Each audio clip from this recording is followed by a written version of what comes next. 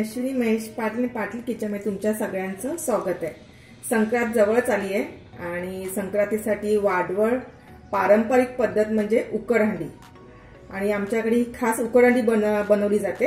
आणि ही उकडहंडी म्हणजे काय तर कोणफळ म्हणजे हे कंदमूळ आहे जे जमिनीमध्ये उगवणार आहे आणि ते वर्षातून एकदा संक्रांतीला त्याची भाजी केली जाते आणि ही खूप सुंदर असतं। हे कोणफळ हे मार्केटमध्ये सगळ्या ठिकाणी मिळते, तर त्याची आज मी भाजी दाखवणार आहे तुम्हाला।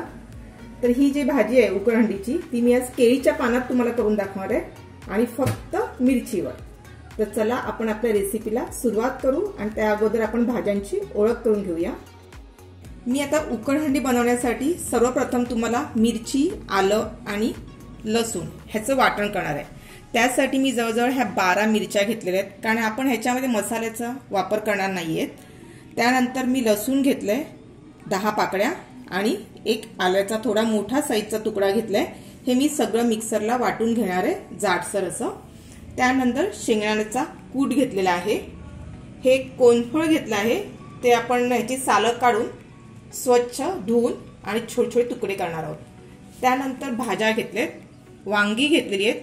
ह्या सगळ्या भाज्या आहेत ना, ह्या मी स्वच्छ धुवून घेतलेल्या आहेत आणि साफ करून घेतलेल्या आहेत। मटार, भोपळी मिरची, कोथिंबीर, पापडीच्या शेंगा, रताळी, वालाचे गोळे, अटकोल आणि कांद्याची पात आणि नारळ हा खिचून बारीक असा घेतलेला आहे। ह्या भाजीमध्ये मी फक्त शेंगा आणि तरले वापरलेले नाहीयेत आणि ह्याच्या अगोदर मी एक व्हिडिओ बनवलाय, त्याच्यामुळे मी त्याचा वापर केलाय। तो सुद्धा तुम्ही व्हिडिओ अगोदरच्या सगळ्या व्हिडिओ ज्या उकडहंडीच्या बनवल्यात, मडक्यातली उकडहंडी आहे, त्यानंतर पातेल्यामधली मी केलेली आहे, कुकरमधली केलेली आहे, त्या सगळ्या व्हिडिओ बघा। आता चला आपण हे पहिलं वाटण करून घेऊया। हे कोणफळ मी त्याची सालं काढून बारीक असं कापून घेतलेलं आहे। आता एक पातेलं घेतलंय आणि ह्या पातेल्यामध्ये मी कोणफळचे तुकडे टाकून घेते। त्यानंतर ह्या भाज्या, कोथिंबीर, पापडी, रताळी, वालाचे गोळे, अटकोल, कांद्याची पात, नारळ,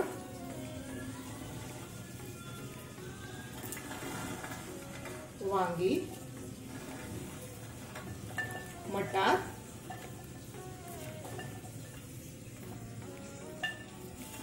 भोपळी मिरची। आता मी हे मिरचीचं वाटण केलं होतं, हे आपण भाजीमध्ये घालून घ्यायचं। ह्या सगळं आपण वाटण घालायचंय। त्यानंतर 1 चमचा तीळ घालायचे, हिंग पावडर 1 चमचा, शेंगदाण्याचा कूट 3 चमचे घातले मी। त्यानंतर 1 चमचा हळद, चवीनुसार मीठ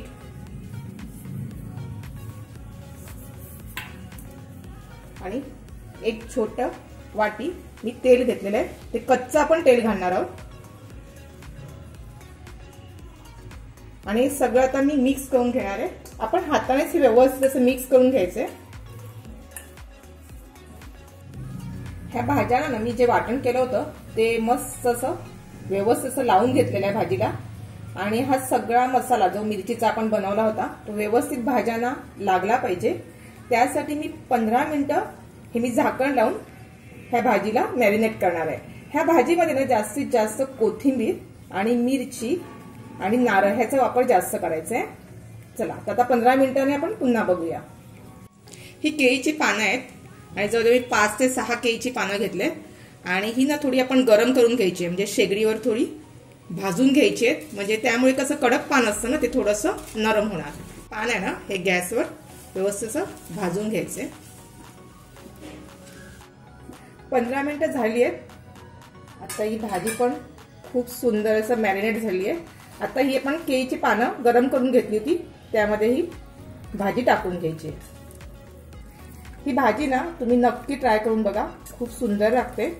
आणि ह्यामध्ये ना आम्ही तीळ घातलेत, म्हणजे उकडहंडीमध्ये नेहमी तीळ घालतो, कारण आजच्या दिवशी संक्रांतीला ही उकरंडी केली जाते आणि त्यामुळे संक्रांतीमध्ये तीळ हे महत्त्वाचे असतात, म्हणून हे तीळ आम्ही उकरंडीमध्ये 1-2 चमचे तरी किंवा 1 चमचा असं घातलं जातं.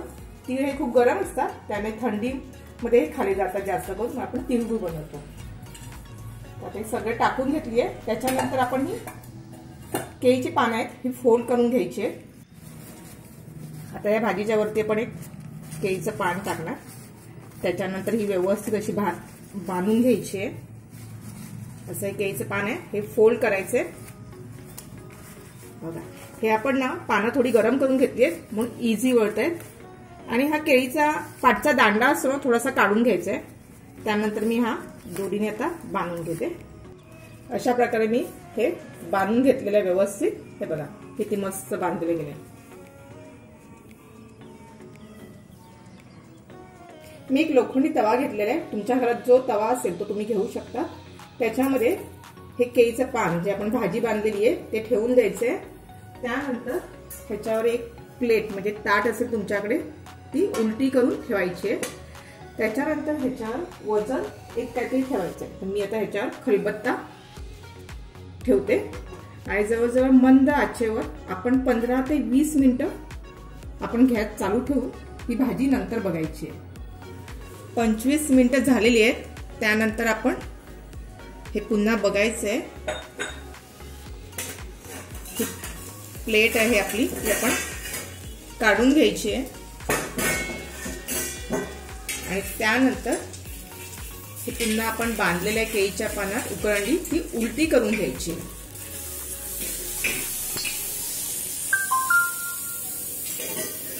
आणि पुन्हा झाकण लावून त्याच्यावरती आपण खलबत्ता ठेवून द्यायचा.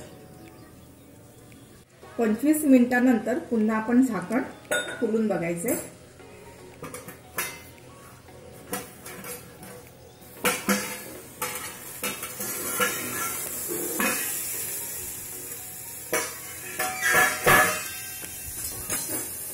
त्यानंतर काय घ्यायचं, एक चाकू घ्यायचा आणि चाकूला थोडंसं कट करून बघायचंय. म्हणजे ही आपली उकरंडी शिजली आहे का ते आपल्याला बघायचं. त्यासाठी मी फोक घेतलेला आहे आणि हे बघा असं थोडंसं बघायचं. कोणतं खूप सुंदर शिजलेलं आहे.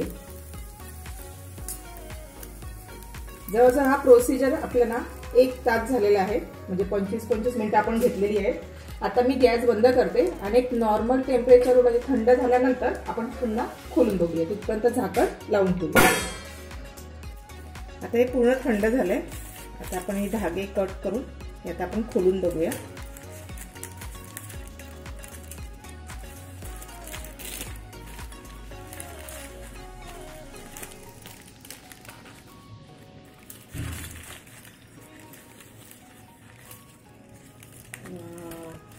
खूप सुंदर अशी खूप सुंदर आपली उकरंडी रेडी झाली आहे. आणि ही उकरंडी आहे ना खूप टेस्टी असते. तुम्ही नक्की ट्राय करून बघा. ही उकरंडी आहे ना ज्या लोकांना तिखट खायचं नसते, तेलखट खायचं नसते, त्यांच्यासाठी ही खूप छान असते. आता ही मी प्लेटमध्ये काढून घेते. हे आपलं सगळ्या भाज्या आपल्या शिजलेल्या आहेत. वटाणे, त्यानंतर कोनफळ. हे कोनफळ आहे त्यासाठीच आपण छोटे छोटे तुकडे केले होते, मोठे तुकडे करायचे नाहीये.